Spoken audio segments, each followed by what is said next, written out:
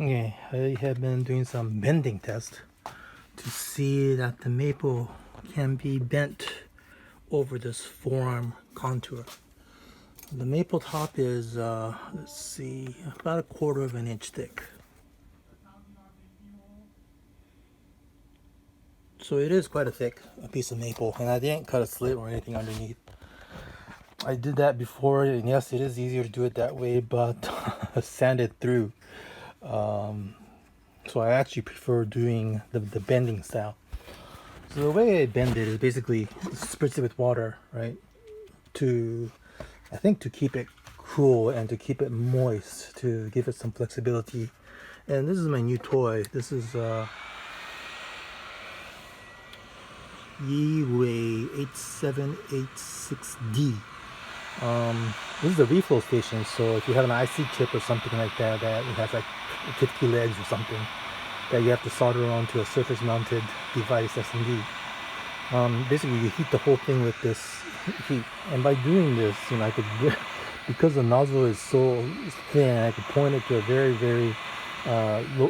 local area, and also I could get in underneath, which is very difficult with the conventional heat gun. I used to use a big heat gun in the past, and basically you gradually tighten the clamp on it to a point where it comes down to this. Maybe this took me 15-20 minutes to do, but it's just a trial to make sure that this new station is gonna work for me. Good. So I'm gonna start bending the top today. Here is the maple top. You can see the alder body here. This is that template piece that I was using just as a back support so I don't dent the wood by clamping it with clamps. What I have done is to index the top to the back. Basically, I just drilled 2 holes and put wood screws right through it. The humbucker pickup will be, the cutout will be here anyway, so this will go away once that is made. This is made oversized, so in case I screw up and I have a little bit of margin to recover. And basically here's the line. Kind of maybe a little bit hard to see, but the guitar is like this, and the forearm contour comes in right here, and the bend is going to be right around that line here. So you can see in the wood there is a sort of gradual cutout, right? So there has to be a radius. It can't be a sharp corner. Let me go get rid of that wire. So basically I'll be getting bending in this area, heating in this area, right, to do the forearm bend. So obviously the top needs to be supported because it needs to be flat against this. So once you start bending this, you'll see that this part actually starts bulging up. Or is it down? I can't remember. So that is why there's 2 clamps here. This is clamped down really tight. So that kind of extends. Here is the flat part, here is the curve, and this is what I'm going to use to push it down. And basically all that is another piece of wood. So at this point, I've been soaking this in water, basically spray bottle water. So it's a little, so even with one hand, I could still turn it a little bit, pretty loose. So when it's turning with this little force, I feel pretty good that it's gonna be bending okay. And here is my reflow station. Again, you could use a heat gun to do this thing, but obviously this nozzle is much thinner. It may be very noisy, and it'll allow me to get in underneath basically this gap here, because basically you're compressing the underside of this wood and extending so compressing the inner side of this wood, I guess, and then extending the outside of this wood, right, stretching it. So basically you want to apply heat on both sides to make it pliable. And right now I'm using about 400 degrees Fahrenheit, I think that is. And basically just going over here, heating it up.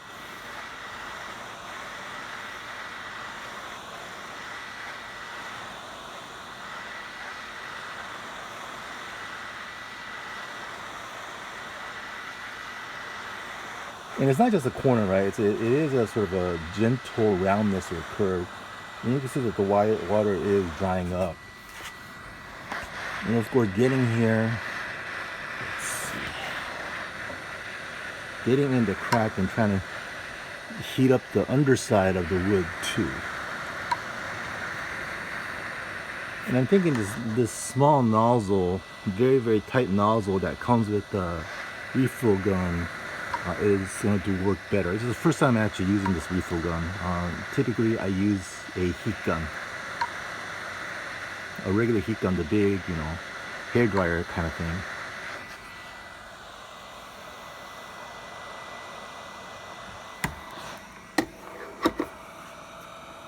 And it's warm to the touch. So again, this becomes pliable, so it becomes easy to turn with even a single hand again. And I hope I don't show you guys where this top wood cracks when I probably overdo it or something.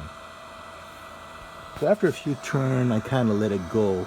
And let's see, where is the top wood? Maybe, but you could already see that the top wood, which is this wood here, you can see it's already bending down. Right? So basically I just need to keep doing this until this gap closes. So I've been at this for about 5 minutes now, and you can see that there is quite a bend in the wood right in this area already, and the gap is closing. Right? Hopefully it won't crack. So it took about 30 minutes, but the bend is complete. Again, here is the, let's see, this is the top wood that I was trying to bend. Here is this piece is the back wood, and you could see that, let's see, the bend line is right here. So you could see that the bend comes down right here, and possibly as we go around, maybe it's more visible on this side. Where is it? Yeah. So this is on the, let's see. Yeah, here's the neck, and here's the bridge. Here's the bottom cutout. And let's see, where is my finger? Oh, there it is. So here is the top wood, the maple that I was bending. So you can see a fairly sharp bend here, and the bend line was like supposed to be right here. And you can see a little bit of gap, but I think once we get the glue in there, it's gonna fill out.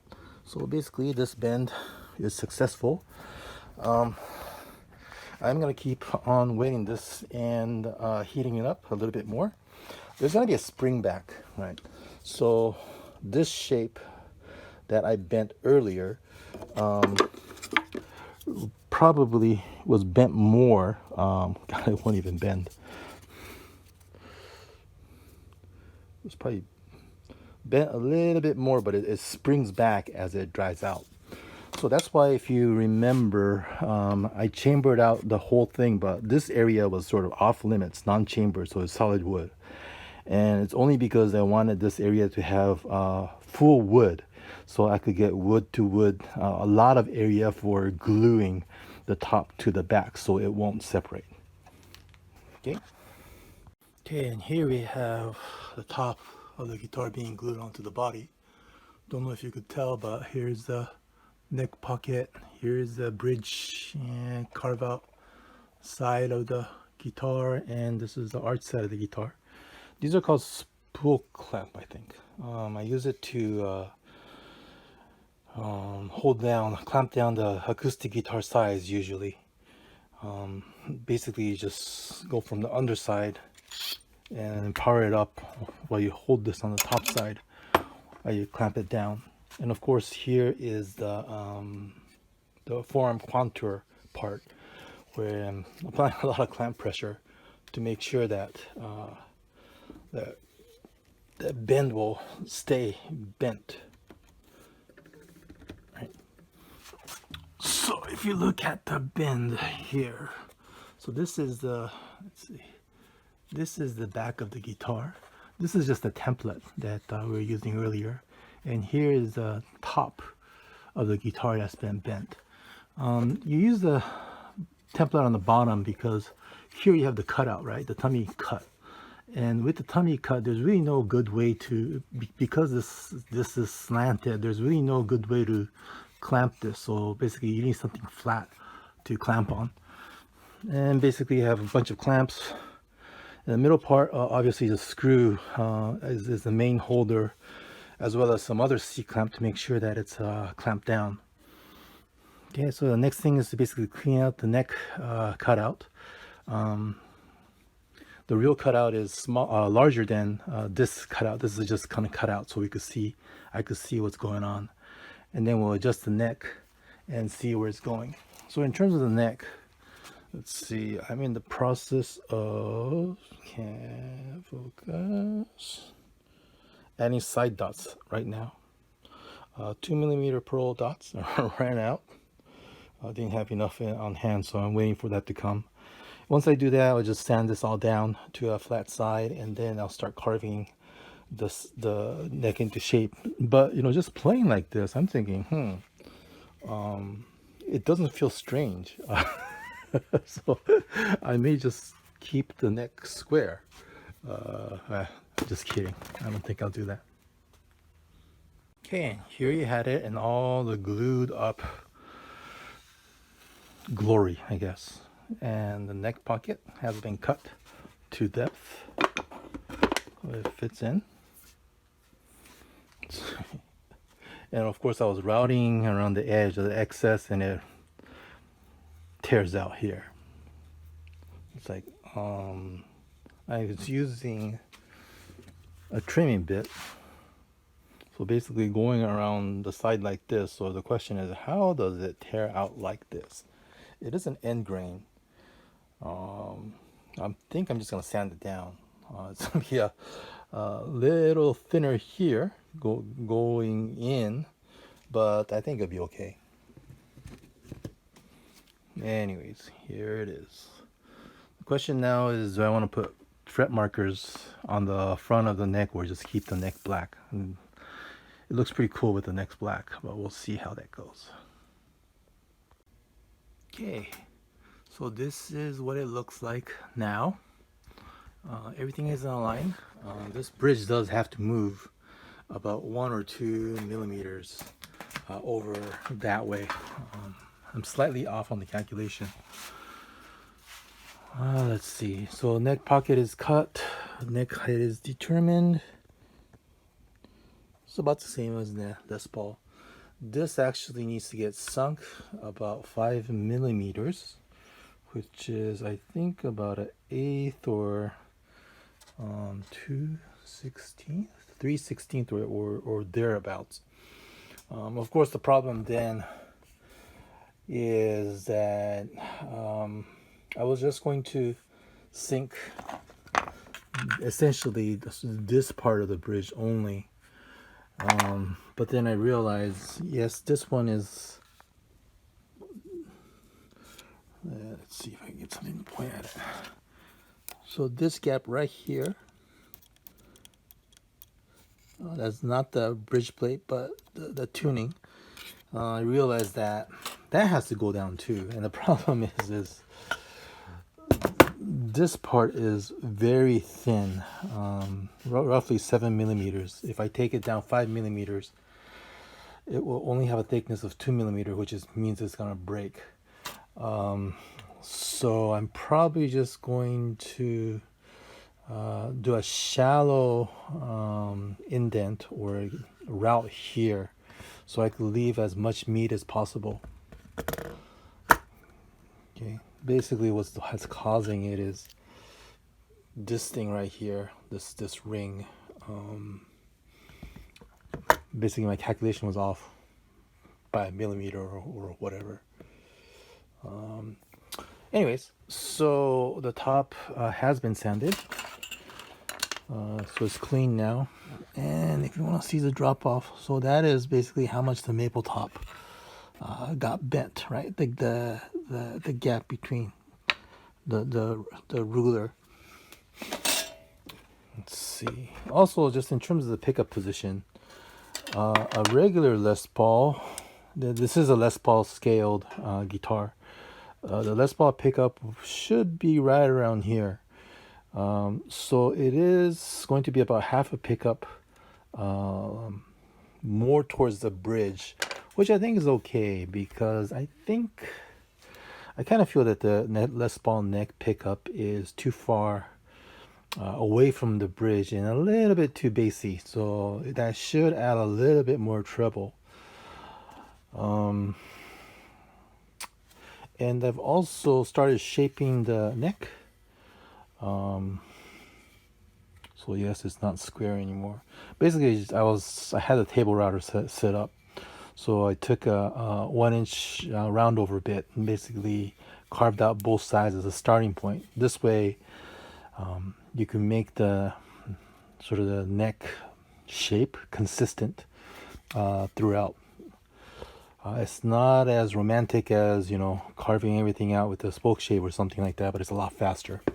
And basically what I'll do is I just put this on the belt sander to sand it down to shape where I want. And let's see, talk a little bit about all the repairs I've done on the body to see how it really turned out. So the latest tear out is actually right here. It was so when I was trimming the top